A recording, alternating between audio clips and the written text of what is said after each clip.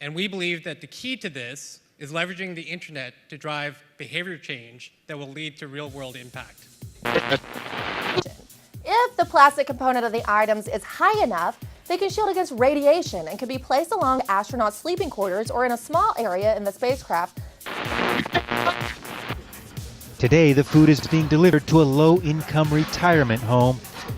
The cooks quickly add the carrots to the meal. At the moment, we pay supermarkets and other food businesses to trash the planet to grow food and then waste a third of it. And with that, we're back again. Hi there, I'm Darren Howard. I'm Robert Nisbet. It's so good to be with you here today as we talk about the innovations that are going to save the world, because the world is not too big to save. And it needs saving. Yeah, I know. We got to get on it. We have to save things as we boldly go forward in the information revolution, which is Radio Free Canada. Thanks for tuning in. I am Darren Howard. And I am Robert Nisbet. And I have a story about fire ice.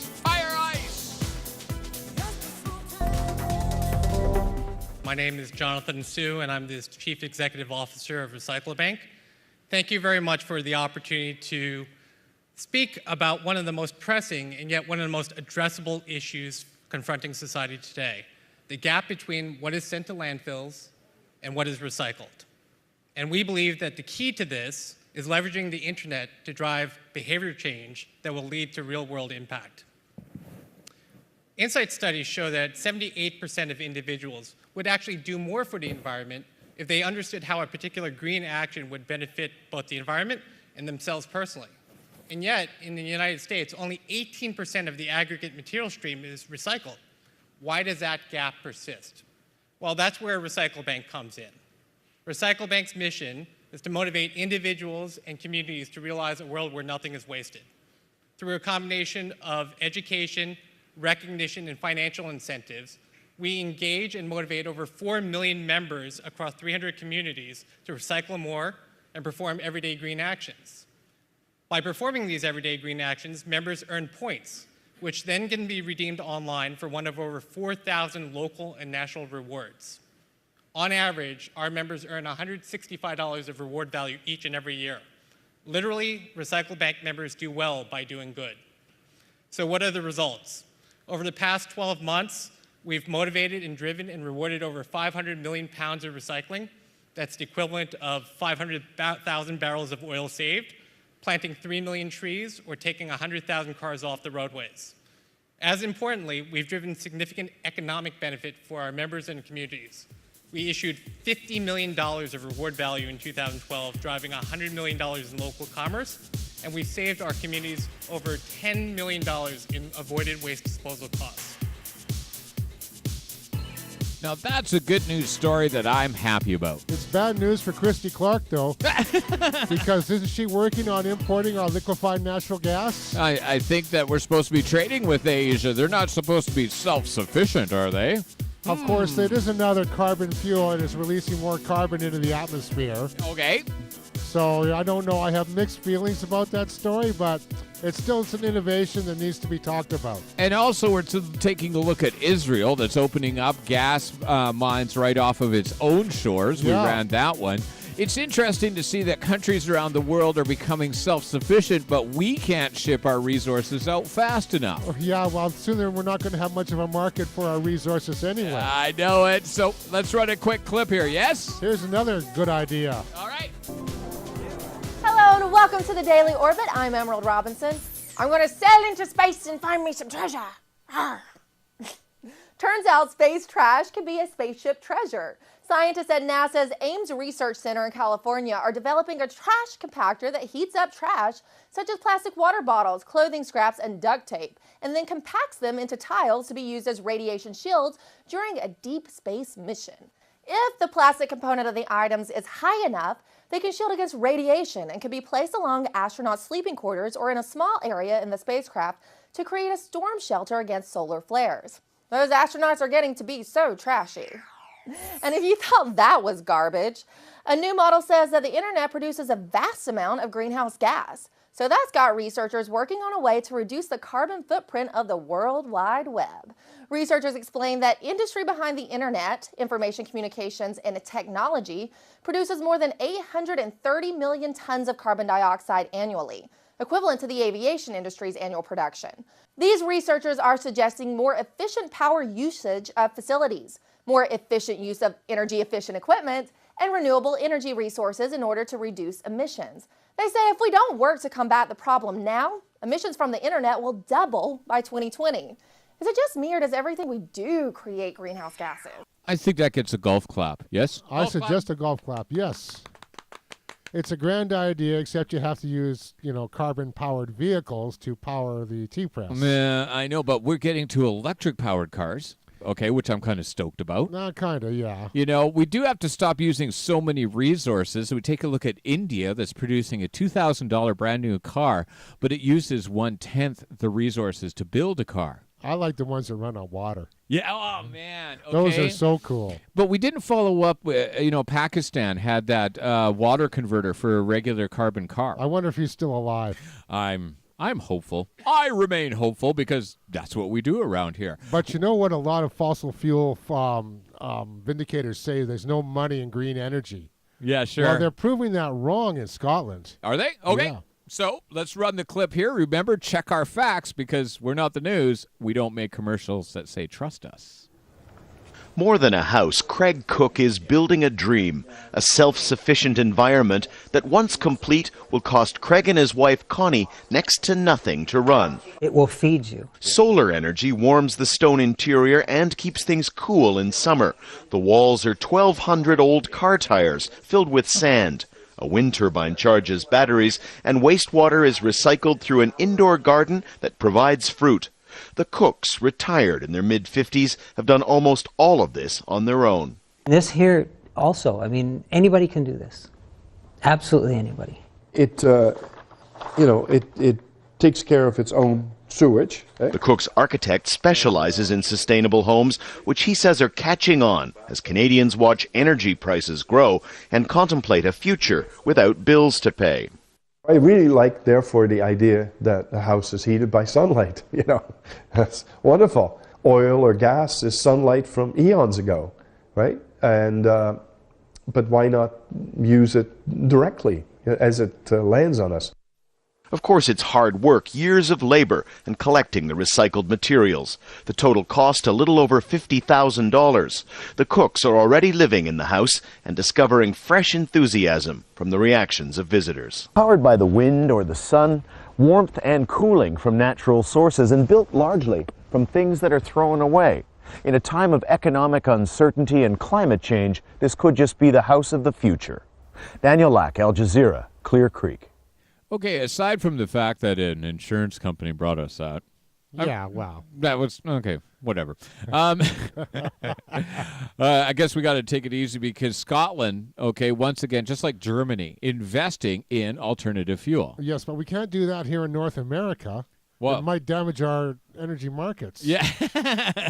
Those few independent oil producers might actually lose a little bit of cash, and we might save the planet. And if we invest in green tech, we might actually create high-paying jobs to get people out of poverty. But that's against the Harper conservative Of course, rule. we could only create low-paying service sector jobs. Come on, man. Get with the program. It's fascism, okay? Remember, those green jobs are available. We could be putting people to work, but bank policy and government policy is defeating that. Let's run this quick, yes? Another story from the same people that brought us the last one. Okay, I'm feeling Scottish. As the British government champions for further austerity, scores of families across the nation are struggling to put food on the table. Meanwhile, supermarkets and restaurants are throwing perfectly edible products away, wasting tons of food every year. Investigating this story, RT's Polly Boiko. 1 in 5 of the UK population live below the poverty line, but there's a dramatic discrepancy. The rest of the population spends an average of just 11% of its budget on food. The UK's Institute of Mechanical Engineers says that that's fueling a tragic throwaway culture, with 4.4 million tonnes of food binned avoidably each year. In fact, over £10 billion worth of food is thrown away in the UK. That's a colossal amount of waste for such a tiny island. And before fruit and veg even hits the shelves, up to 3/4 of it is discarded by farmers, just for not looking good enough.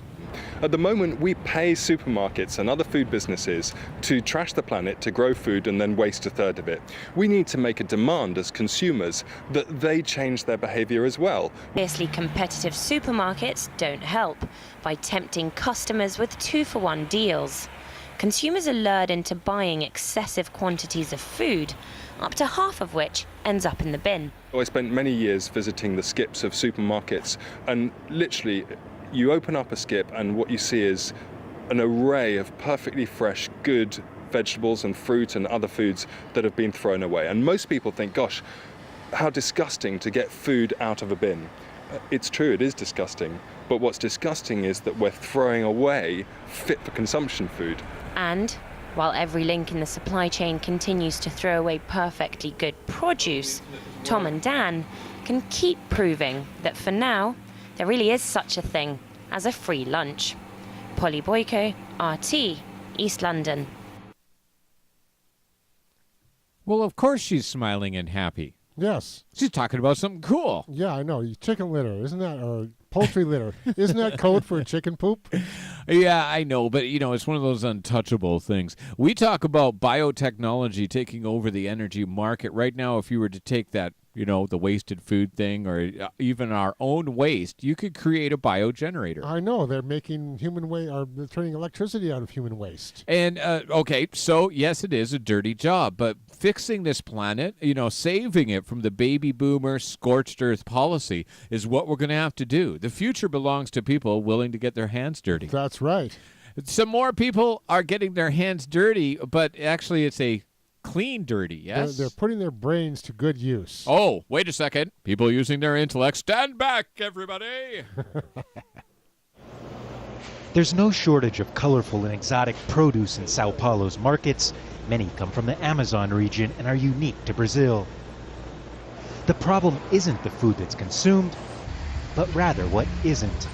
This is one of Sao Paulo's largest fruit and vegetable distribution centers, and out back, the dumpsters are overflowing with rotting food. These crates of apples are being thrown away simply because the boxes they are packed in got wet. Just in this one market, Batista estimates 200 tons of food is thrown away each day. According to a study by the Food and Agriculture Organization of the UN, about 35% of all fruits and vegetables produced here in Brazil end up in the trash before they make it to the kitchen table. That's about 10 million tons of food a year, enough to feed over 50 million people. Jose Oliveira works for a local NGO that collects food before it's trashed. Today, he is salvaging oranges that were going to be dumped.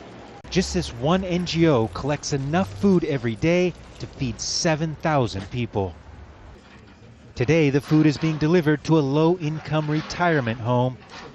The cooks quickly add the carrots to the meal and squeeze fresh orange juice. And less than 5 hours after the food was rescued from the trash, it's being consumed by some of the people who need it the most, instead of ending up in dumps like this. Gabriel Lozando, Al Jazeera, Sao Paulo. Now that is some coolness. And it's nice to see that the Weather Channel actually does hard news now and then. Yeah, I know. It's the Weather Channel. Go figure. But at least they're not covering sports or Justin Bieber. That's true. Okay, so get on the Weather Channel and get informed about the innovations.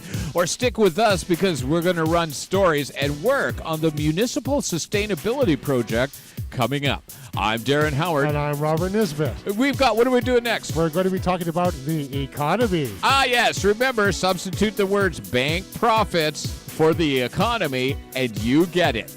We're going to be back. Some awesome stuff with Radio Free Canada.